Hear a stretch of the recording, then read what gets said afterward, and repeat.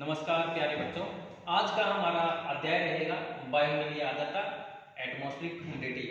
तो हम जानेंगे कि वायुमंडलीय आर्द्रता किसे कहते हैं, वायुमंडलीय आर्द्रता को किस प्रकार से मेजरमेंट करते हैं और साथ साथ में हम जानेंगे कि जो वायुमंडलीय आर्द्रता है वो वायुमंडल में कैसे पहुंचती है। तो आज का अध्याय हमारे वायुमंडलीय आर्द्रता के ऊपर रहेगा। तो सबसे पहले हम जान लेते हैं वायुमंडलीय आर्द्रता किसे कहते हैं।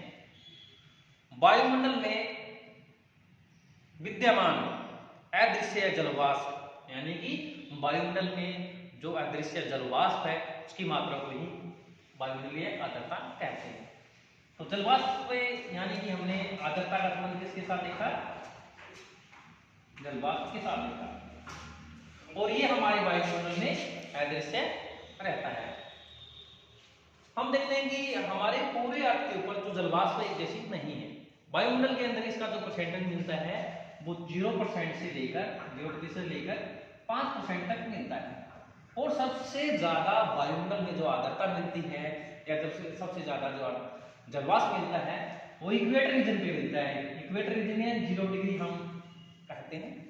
तो जैसे कि हम बात करें ग्लोब के बारे में, जो इक्वेटर रीजन है, इक्वेटर रीजन के जितने एरिया यहाँ 12 बजे से लेकर 3 बजे के बीच बारिश होती है, क्योंकि सबसे ज्यादा जलवाष्प यहाँ मौजूद है।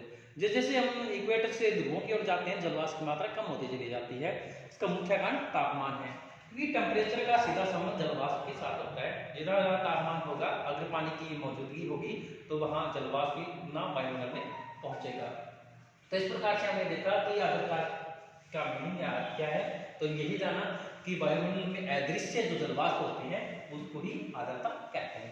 अब जान लेते हैं कि जो वायुमंडलीय आर्द्रता होती है उसको कैसे मेजरमेंट करते हैं। तो मेजरमेंट करने की जो तरीके हैं प्रमुख रूप से हम आज देखते हैं। तो 3 रूपों में वायुमंडलीय आर्द्रता का मेजरमेंट किया जाता है। सबसे पहले निरपेक्ष आर्द्रता, एब्सोल्यूट ह्यूमिडिटी। सेकंड नंबर पे विशिष्ट आर्द्रता, जिसे स्पेसिफिक ह्यूमिडिटी कहते हैं। और थर्ड नंबर पे आता है सापेक्ष आर्द्रता, जिसे रिलेटिव ह्यूमिडिटी कहते हैं। तो सबसे पहले हम जान लेते हैं निरपेक्ष आर्द्रता के बारे में। निरपेक्ष आर्द्रता हवा की प्रति इकाई आयतन में, यानी कि हवा के प्रति इकाई आयतन में जलवाष्प की मात्रा भार को निरपेक्ष आर्द्रता कहते हैं, जिसे ग्राम प्रति घन मीटर में मेजरमेंट करते हैं। यानी कि इसका कहने का अर्थ है कि हम एक बॉक्स के रूप में, यानी 3D के रूप में इसका मेजरमेंट करते हैं कि एक घन मीटर में, एक घन मीटर के अंदर कितनी जलवाष्प है। और इसका संबंध सीधा तापमान के साथ होता है। अगर आयतन रूप में सेम आयतन रखा जाए, और उस घन मीटर के अंदर अगर टेम्परेचर को बढ़ा दिया जाए या घटा दिया जाए तो उसी अनुपात में जलवाष्प के अंदर जो दान करने की कैपेसिटी वो कम और अधिक होती रहती है। तो मोटे तौर पर मैं कह सकता हूं कि जो निरपेक्ष आर्द्रता होती है इसको किस में मेजरमेंट करते हैं, ग्राम प्रति घन मीटर में। तो एग्जांपल आप इस प्रकार से समझ सकते हो, किस प्रकार से एक बॉक्स ले सकते हैं, एक घन मीटर का, और इसके अंदर टेम्परेचर के अंदर एयर भी होगी, और इस एयर के अंदर कितनी ह्यूमिडिटी है, कितने जलवाष्प है। यानी कि एक बॉक्स के रूप में एयर भी होगी इस बॉक्स के अंदर, और उस बॉक्स के अंदर कितनी नमी है, कितने जलवाष्प है, उसको ही हम क्या नाम देते हैं, निरपेक्ष आर्द्रता। तो एक बार फिर से हम इसको पढ़ लेते हैं। हवा के प्रति इकाई आयतन में, आयतन मीन्स ग्राम प्रति घन मीटर, जलवाष्प की मात्रा भार को निरपेक्ष आर्द्रता कहते हैं। तो इस प्रकार से पहला हमारा कौन सा रहा, निरपेक्ष आर्द्रता, और इसका प्रयोग हम किया जाता है। सेकंड नंबर पे हमारी आती है विशिष्ट आर्द्रता, जिसको हम क्या बोलते हैं, स्पेसिफिक ह्यूमिडिटी। और स्पेसिफिक ह्यूमिडिटी में क्या किया जाता है, हवा की प्रति इकाई भार में जलवाष्प के भार को विशिष्ट आर्द्रता कहते हैं। इसको ग्राम प्रति किलोग्राम में व्यक्त करते हैं। यानी कि इसके अंदर ये देखा जाता है कि 1 kg एयर ली जाती है, 1 kg एयर होती है, उस 1 kg एयर के अंदर कितने ग्राम जलवाष्प है। सिंपल सी बात, यानी कि 1 kg एयर, 1 kg, उसमें तो हमने किसका जिक्र किया था, एक बर्तन का जिक्र किया था। एक बर्तन है जो घन मीटर के रूप में लेते हैं, लेकिन यहां हम एयर को ही लेते हैं कि 1 kg एयर है, इसमें कितने जलवाष्प है। इस प्रकार से 1 kg एयर के अंदर कितने ग्राम जलवाष्प है, अब ये मेजरमेंट हम करते हैं तो उसको क्या बोलते हैं, विशिष्ट आर्द्रता कहते हैं। तो एक बार फिर देखो, हवा की प्रति इकाई भार में, हवा की प्रति इकाई भार में एयर के भार के अंदर कितना भार जलवाष्प का है उसको हम क्या कहते हैं, विशिष्ट आर्द्रता कहते हैं। और तीसरे नंबर की सापेक्ष आर्द्रता, रिलेटिव ह्यूमिडिटी। ज्यादातर हम क्लाइमेटोलॉजी के अंदर रिलेटिव ह्यूमिडिटी का ही जिक्र करते हैं। तो इसको एक बार जान लेते हैं कि किसी निश्चित तापमान पर, किसी निश्चित तापमान, कोई भी तापमान ले सकते हैं किसी भी एरिया का, जैसे कि कोई भी एरिया है और इस एरिया के अंदर एयर का तापमान 10 डिग्री सेल्सियस है।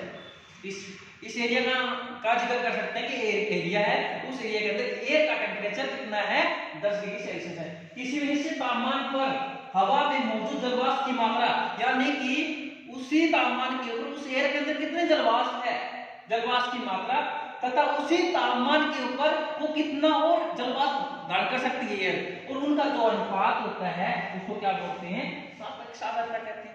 यानी कि एक रीजन विशेष है, पार्टिकुलर रीजन है, और इस रीजन के अंदर 10 डिग्री एयर का टेम्परेचर कितना है, 10 डिग्री सेल्सियस, और इसके अंदर कितनी निरपेक्ष आर्द्रता है, इसके अंदर निरपेक्ष आर्द्रता कितनी है, या कितनी जलवाष्प है इसके अंदर, और कितना ये धारण कर सकती है, इनका जो अनुपात होता है। यानी कि मैं कह सकता हूं कि 50% उसके अंदर है, या 50 इकाई इसके अंदर है, और 100 इकाई वो धारण कर सकती है 10 डिग्री सेल्सियस टेम्परेचर के ऊपर।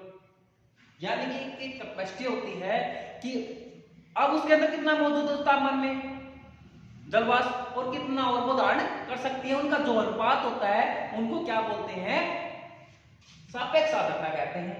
तो सापेक्ष आर्द्रता जब 100 हो जाती है, 100% हो जाती है, 100% मींस सापेक्ष आर्द्रता जब 100% हो जाती है तो एयर संतृप्त हो जाती है। संतृप्त मींस हवा के अंदर और ज्यादा जलवाष्प नहीं आ सकता, और जैसे ही हवा संतृप्त हो जाती है तो बादल बनते हैं, बादल बनने से बारिश होती है।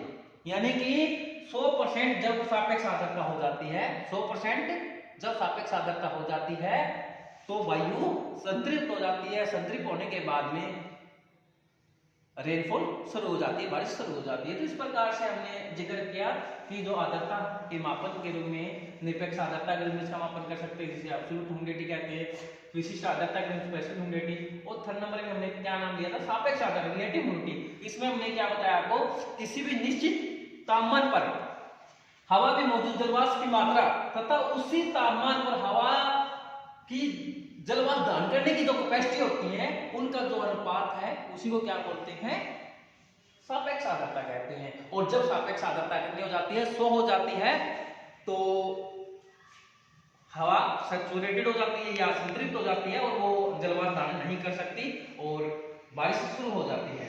तो उसको हमें सेंसिटिव टेम्परेचर पर किसी भी वायु के अंदर जो ह्यूमिडिटी है वो 50% कैपेसिटी है उसकी धारण करने की 100 की, तो सापेक्ष आर्द्रता कितनी होगी,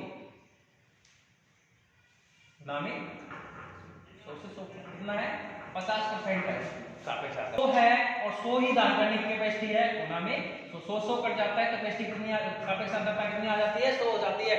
जब किसी भी एयर की सापेक्ष आर्द्रता 100 हो जाती है तो एयर क्या हो जाती है, सैचुरेटेड हो जाती है, संतृप्त हो जाती है, संतृप्त होने पर रेनफॉल स्टार्ट हो जाता है। तो इस प्रकार से आपको बताया मैंने। अगर इसको आप ये फॉर्मूले के अंदर लिखना चाहोगे सापेक्ष आर्द्रता को, अगर इसको फॉर्मूले के रूप में लिखना चाहोगे तो किसी तापमान पर निरपेक्ष आर्द्रता यानी कि उसके अंदर कितनी मौजूद है, और वायु की जलवाष्प धारण करने की कैपेसिटी की क्षमता तो इस प्रकार से हम का मेजरमेंट कर सकते हैं। ये फॉर्मूले निरपेक्ष आर्द्रता मींस से उसके अंदर कितनी मौजूद है, कितनी वो धारण कर सकती है। मौजूद उसके 50 है, धारण वो 100 कर सकती है, तो सापेक्ष आर्द्रता कितनी निकलेगी, 50। अगर उसके पास 100 है, या कह सकते हो 70 है, और कैपेसिटी उसकी क्या है 70 की है, वो नाम लिखो 70 70 कितनी सापेक्षता। इस प्रकार से हम एक मॉडल पर भी समझा सकते हैं इसको। जैसे कि कोई व्यक्ति उसकी कैपेसिटी रोटी खाने की 4 है, उसको 2 दी जाती है, तो 2/4 गुना में 100, यानी कि कैपेसिटी उसकी कितनी है 4 की और दी जाती है उसको 2, तो अभी भी उसको भूख है, कितने % की भूख है, यानी कि उसकी भूख कितनी 50 है।